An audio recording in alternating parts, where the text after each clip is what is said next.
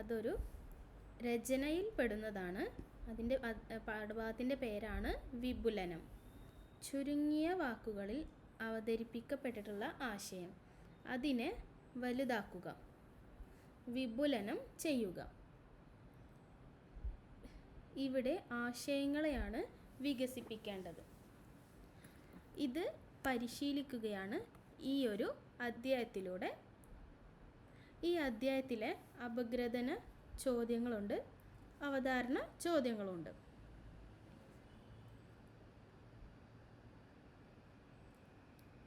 ചുരുങ്ങിയ വാക്കുകളിൽ അവതരിപ്പിക്കപ്പെട്ടിട്ടുള്ള ആശയങ്ങൾ വിശദമായി പ്രതിപാദിക്കുന്നതാണ് വിപുലനം എന്ന് പറയുന്നത്.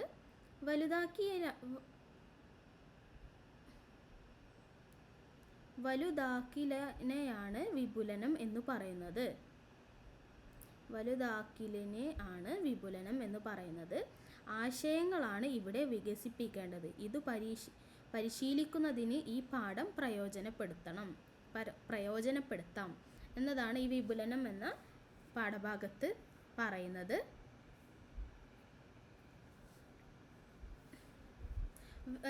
നമ്മൾ വിസ്തരിച്ച് പറയുന്നതിനെയാണ് വിപുലനം എന്ന് പറയുന്നത്. ചുരുക്കി പറയലും വിസ്തരിച്ചു പറയലും നിത്യജീവിതത്തിൽ നാം ശീലിച്ചു പോരുന്ന രീതികളാണല്ലേ.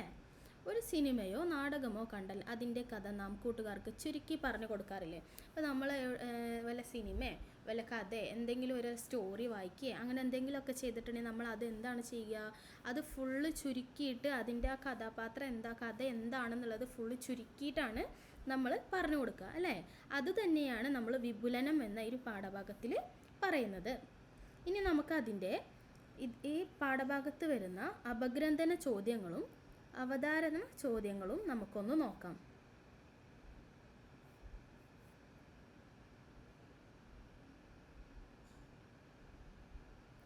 എന്തൊക്കെയായിരുന്നു ചോദ്യങ്ങൾ? ഒന്നാമത്തെ ചോദ്യം എന്ന് പറയുന്നത് വിപുലനത്തിന് ഘട്ടങ്ങൾ ഏതെല്ലാം?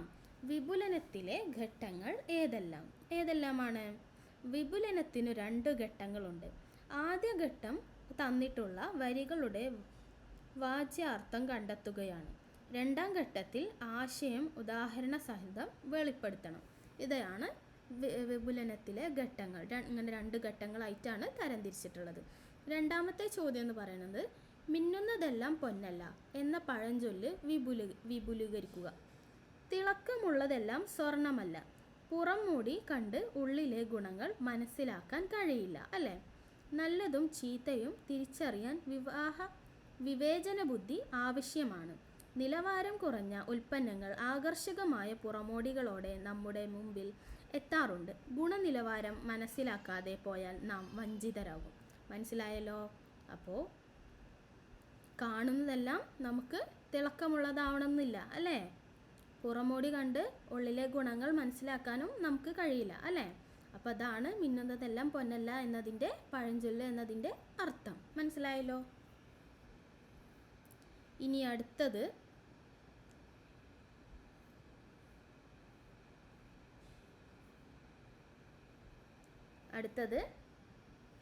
അവതാരണ ചോദ്യങ്ങളൊക്കെയാണ്. അവതാരണ ചോദ്യം എന്ന് പറയുന്നത് എന്തായിരുന്നു?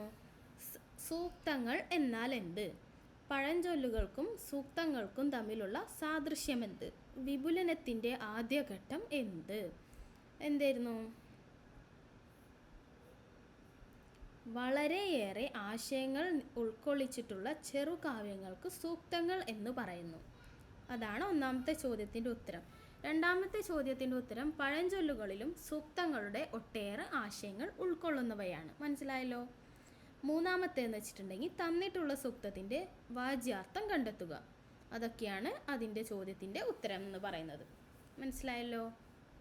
ഇതൊക്കെയാണ് ഈ വിപുലനം എന്ന രചനയിൽ കവി പാഠഭാഗത്ത് പറഞ്ഞിട്ടുള്ളത്. ഇനി അടുത്തതെന്ന് പറയുന്നത് ഒരു കവിതയാണ്. ഇത് എഴുതിയിരിക്കുന്നത് ONV കുറുപ്പാണ്. പെങ്ങൾ എന്ന പേരാണ് ഈ കവിതയുടെ പേര്. വളരെ എളുപ്പത്തിൽ മനസ്സിലാക്കാൻ നമുക്ക് ശ്രമിക്കാം.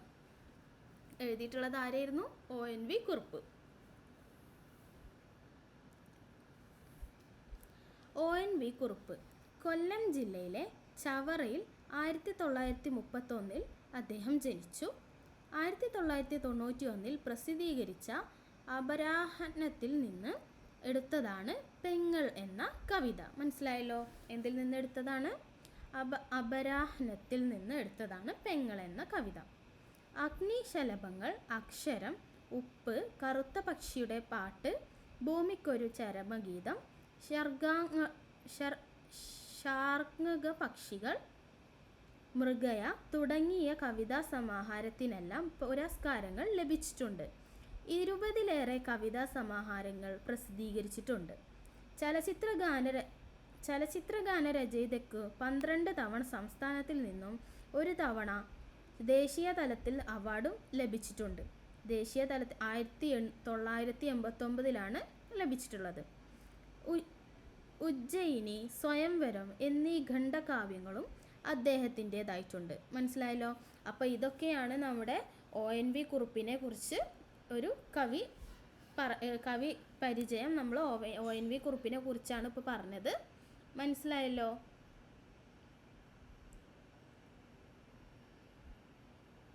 അപ്പോൾ സ്ത്രീ ദുഃഖത്തെ പെങ്ങളിലൂടെ ആവിഷ്കരിക്കുകയാണ് കവിത. ഈ കവിതയുടെ അർത്ഥങ്ങളിലൂടെ പോകുമ്പോൾ രാഗിച്ചരട് എന്ന് വെച്ചിട്ടുണ്ടെങ്കിൽ അത് കാണുമ്പോൾ നീ എൻ്റെ പെങ്ങൾ തന്നെ എന്ന അനുഭവം എനിക്കുണ്ടാകും. നീ എൻ്റെ കൂടെപ്പിറപ്പാണെങ്കിൽ, നമ്മൾ ഒരേ രക്തമാണെങ്കിൽ, പെങ്ങളെ, നിൻ്റെ ദുഃഖങ്ങൾ എൻ്റേതുമാണ്. നിൻ്റെ ദുഃഖങ്ങൾ, രോക്ഷങ്ങളും നഷ്ടബോധത്തിൻ്റെ ഗതി കിട്ടാതെ അലയുന്ന നിസ്സഹായതയുടെ ഓരോന്നായി വന്ന് എൻ്റെ ഹൃദയത്തിൽ അലയടിക്കുന്നു. യാത്രക്കിടക്ക് ബലാത്കാരത്തിനിരയാവുകയും ദാഹം തീർത്ത ചായക്കപ്പ് പോലെ വലിച്ചെറിഞ്ഞു കളയുന്ന ചെയ്ത സംഭവങ്ങൾ എത്രയുണ്ട്. ഇളയ കിടാങ്ങളെ പോറ്റാൻ വേണ്ടി ജീവിതം അവസാനം വരെ ചുമടു കൊടുന്നവരും കുറവല്ല. സ്വന്തം ഇഷ്ടങ്ങളും സ്വപ്നങ്ങളും ബലി ദർഭകളാക്കി അവർ കണ്ണുനീരോടെ ഹോമിക്കുന്നത്. അങ്ങനെ എത്രയെത്ര ദുഃഖസ്മൃതികൾ സ്ത്രീകളുടെ അല്ലെങ്കിൽ നമ്മുടെ പെങ്ങന്മാരുടെ ജീവിതത്തിലുണ്ടാകുന്ന ഒട്ടേറെ കാര്യങ്ങളാണ് കവി ഇവിടെ പറയുന്നത്, ഈ പെങ്ങൾ എന്ന കഥയിൽ പറയുന്നത്. പെങ്ങളെ, നീ എൻ്റെ രക്തമാണ്, അമ്മയും മകളും ഭാര്യയുമാണ്, ഭൂമിയും ശക്തിയും എല്ലാം നീ തന്നെയാണ്. ഈ രാഖി ഇതിൽ സ്പർശിക്കുമ്പോൾ എനിക്ക് നിന്നെ മനസ്സിലാവുന്നു. നിന്റെ ഹൃദയസ്പന്ദനം അറിയാൻ കഴിയുന്നു. നിന്റെ ദുഃഖത്തിൻ്റെ കടം കുടിച്ചു വറ്റിച്ച ശക്തി പുനർജീവിപ്പിക്കുവാനും എൻ്റെ വാക്കുകൾക്ക് കഴിയട്ടെ എന്നാണ് കവി ഈ പെങ്ങൾ എന്ന കവിതയിലൂടെ പറയുന്നത്. ഈ പാഠത്തിലെ അപഗ്രഥന ചോദ്യങ്ങളും അവതാരണ ചോദ്യങ്ങളും ഇനി നമുക്ക് നോക്കാം. 1 മുതൽ 8 വരെ ചോദ്യങ്ങളുണ്ട്. ഇനി നമുക്കതിൻ്റെ ഉത്തരങ്ങൾ നോക്കാം. അപഗ്രഥന ചോദ്യത്തിൻ്റെ ഉത്തരം ഒന്ന് നോക്കാം. എന്തൊക്കെയായിരുന്നു ചോദ്യങ്ങൾ? അപഗ്രഥന ചോദ്യങ്ങൾ. അവൾ തൻ്റെ പെങ്ങളാണെന്ന തോന്നൽ കവിക്കുണ്ടാകാൻ കാരണമെന്ത്? എന്തായിരുന്നു? വല്ലായ്മ നിൽപ്പ്, മൗനം, കണ്ണുനീർ, കയ്യിൽ കെട്ടിയ തുടുത്തു മനോഹരമായ രാഖി എന്നിവയാണ് പെങ്ങളാണെന്ന തോന്നൽ ഉണ്ടാക്കിയത്. മനസ്സിലായല്ലോ? രണ്ടാമത്തെ ചോദ്യം എന്താന്ന് വെച്ചിട്ടുണ്ടെങ്കിൽ, സഹോദരി, പെങ്ങൾ ഈ 2 പദവും തമ്മിലുള്ള അർത്ഥവ്യത്യാസം എന്താണ്? സഹോദരി എന്ന പദം ഉടപ്പിറന്നവളെ കുറിക്കുന്നു. ആണും പെണ്ണും ഉപയോഗിക്കും. പെങ്ങൾ എന്ന പദം ആണുങ്ങൾ മാത്രമേ ഉപയോഗിക്കൂ. മനസ്സിലായല്ലോ?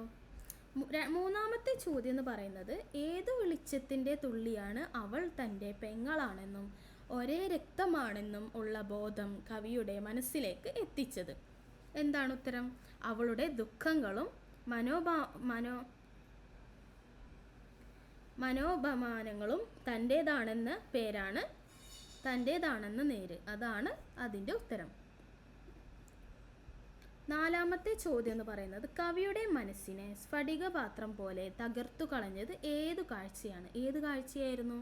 മിണ്ടാതെ പടിയിറങ്ങിപ്പോകുന്ന അവളുടെ മൗനം കണ്ടാണ് എന്തായത്? കവിയുടെ മനസ്സിനെ സ്ഫടികപാത്രം പോലെ തളർത്തു കളഞ്ഞത്.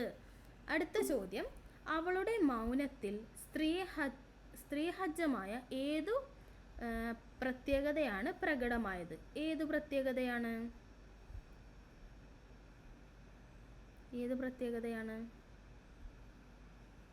എന്താണ് അതിൻ്റെ ഉത്തരം? സ്ത്രീ തൻ്റെ ദുഃഖങ്ങൾ ആവുന്നത്ര മനസ്സിൽ ഒതുക്കുന്നു. ഈ പ്രത്യേകതയാണ് അവളുടെ മൗനത്തിൽ നിന്നും പ്രകടമായത്. ഇനി അടുത്തത് ആറാമത്തെ ചോദ്യം, അവൾ പെങ്ങളാണെന്ന ബോധം ഉദിച്ചപ്പോൾ കവിയുടെ മനസ്സിൽ എന്തെല്ലാം ചിന്തകളാണ് അലയടിച്ചത്? സ്ത്രീ അനുഭവിക്കുന്ന ദുഃഖം, അവളുടെ രോഷം, നഷ്ടബോധങ്ങൾ, ഗതികെട്ടലയുന്ന നിസ്സഹായത തുടങ്ങിയ ചിന്തകളാണ് കവിയുടെ മനസ്സിൽ അലയടിച്ചത്. ഏഴാമത്തെ ചോദ്യം എന്ന് പറയുന്നത്, സീതയുടെ കഥ ഈ കവിതയിൽ ഏതു വരികളിലൂടെയാണ് ധ്വനിപ്പിച്ചിരിക്കുന്നത്? ഏതാണ്? രക്ഷിക്കുവാൻ കടപ്പെട്ടവരിൽ നിന്നും എന്ന വരികളിലാണ് സീതയുടെ കഥ ധ്വനിക്കുന്നത്. രാമൻ സീതയുടെ ഭർത്താവാണ്. അവളെ രക്ഷിക്കാൻ കടപ്പെട്ടവനാണ്. കുറ്റമൊന്നും ചെയ്യാത്ത അവളെ ഒരഗ്നി പരീക്ഷക്കായി ഒരുക്കി. വീണ്ടും അത്തരമൊരു ശ്രമം അതേ കുറ്റത്തിൻ്റെ പേരിൽ ആ രക്ഷിതാവ് നടത്താൻ ഒരുങ്ങിയപ്പോൾ സീതയ്ക്ക് ഭൂഗർഭത്തിൽ അഭയം തേടേണ്ടി വന്നു. മനസ്സിലായോ? അതാണ് അതിൻ്റെ ഉത്തരം. എട്ടാമത്തത്, സ്ത്രീയുടെ ത്യാഗങ്ങളെയും ദുഃഖങ്ങളെയും കുറിച്ച് കവി നിരത്തുന്ന വസ്തുതകൾ ഉപന്യസിക്കുക. എന്താണ് അതിൻ്റെ ഉത്തരം വരുന്നത്? സ്ത്രീ അനുഭവിക്കേണ്ടി വരുന്ന ദുഃഖങ്ങൾ ഏറെയാണ്. മറ്റുള്ളവർ ചെയ്യുന്ന തെറ്റിനെ പോലും പലപ്പോഴും അവളാണ് ശിക്ഷ അനുഭവിക്കേണ്ടി വരാറ്. സ്ത്രീയുടെ ജീവിതത്തിൻ്റെ പല തലങ്ങളിൽ നിന്നും പല കാലങ്ങളിൽ നിന്നും തൻ്റെ മനസ്സിൽ ഊറിക്കൂടിയ ഏതാനും വസ്തുതകളാണ് കവി നിരത്തുന്നത്. സ്ത്രീധനത്തെ ചൊല്ലിയുള്ള വഴക്കുകൾ പലപ്പോഴും സ്ത്രീഹത്യയിലാണ് അവസാനിക്കാറ്. ഗ്യാസ് കുറ്റി പൊട്ടിത്തെറിച്ച് മരിച്ചു എന്ന വാർത്തയായിട്ടാണ് അത് പുറത്തു വരിക. യാത്രക്കിടയ്ക്ക് ബലാത്കാരം നടത്തുകയും ഒടുവിൽ കൊന്നുകളയുകയും ചെയ്യുന്ന സംഭവങ്ങൾ നിരവധിയാണ്, അല്ലേ? യാത്രക്കിടയിൽ ചായ കുടിച്ച് ദാഹം തീർക്കുകയും ചായക്കൊപ്പം ഞെരിച്ചു നശിപ്പിക്കുകയും ചെയ്യുന്നത് പോലെയാണത്. ഭർത്തഗൃഹത്തിലെ അതൃധ്വനവും ജീവിത ക്ലേശങ്ങളും കൊണ്ട് നീറി മരിക്കുന്നവരും കുറവല്ല. സതി പോലെ ഹീനമായ ഏർപ്പാട് ഒരായുഷ്കാലം മുഴുവനും അനുഭവിക്കേണ്ടി വരുന്ന ഗതികേടാണിവിടെ പ്രകടമാക്കുന്നത്. ഇളയ സഹോദരങ്ങളെ പോറ്റേണ്ടി വരുന്നത് കൊണ്ട് ജീവിതകാലം മുഴുവൻ ഒരമ്മയുടെ സ്ഥാനത്തു നിന്ന് ചുമടേറ്റേണ്ടി വരുന്ന മറ്റു ചിലർക്ക് ഇത്തരം അമ്മമാർക്കോ ചുമടറിക്കാൻ ചുടലയിലേക്ക് എത്തേണ്ടി വരുന്നു. ചിലർ സ്വന്തം നേട്ടത്തിനു വേണ്ടി സ്ത്രീയെ കൈക്കൂലി ആക്കി മാറ്റുന്നു. മുലകൂടി മാറാത്ത പിഞ്ചു കുഞ്ഞുങ്ങളെ ആരുടെയെങ്കിലും അടുത്ത് ഏൽപ്പിച്ചാണ്